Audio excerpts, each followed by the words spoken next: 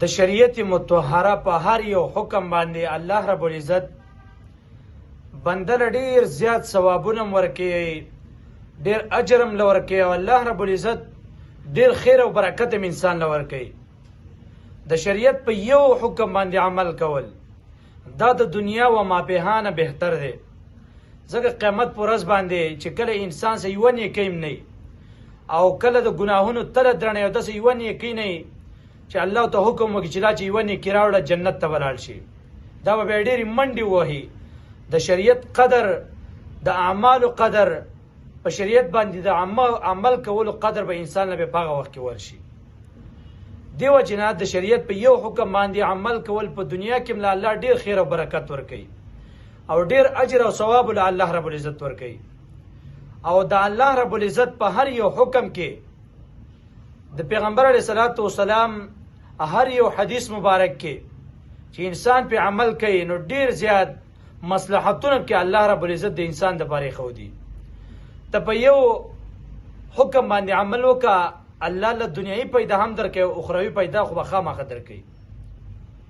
هر یو آیات، هر یو حدیث، هر یو مسله، هر یو عمل دا د مصلحت نه خالی نه. الله رب العزت په ډیر زیات مصلحتونه دا مرتب کړي دي، خو بعضې داسې دي چې د انسان ذهن ته رسي. قرآن مجید بعضې احکام داسې چې د انسان ذهن ته رسي چې او دا الله رب العزت چې دا فرمایلی دی کې زمونږ دپاره دنیایي پیدا دار او اخروي پکې دا ده. لکه مثلا شراب دی، نو شراب کې الله رب العزت په خپله قرآن مجید کې فرمایي چې په دې شرابو کې پیدا کمه ده او نقصان سیوا دی. وس نقصان سیوا شنو الله رب العزت او فرمایي چې نقصان سیوا دی، انسان ته پته لګي چې څه نقصانات دي. عقل ختمي، د سړي بدن کمزوري کیږي، دغه رنګ ډېرې مسلې په بدن کې پیدا کوي. نو په انسان ذهن ته راسي چې او شراب چې الله حرام کړي دي په دې کې دنیایي پیدا شته او اخري اخروي پیدا هم پکې شته. خو بعضې داسې مسایل دي، بعضې داسې آیاتونه دي چې د انسان ذهن ته نه رسي. نو انسان چې کله ته نه رسي نو بعضې ډېر خلک د هغې د وجې نه ګمراه شي چې دې ته زما ذهن نه رسي نو ومنم یې څنګه.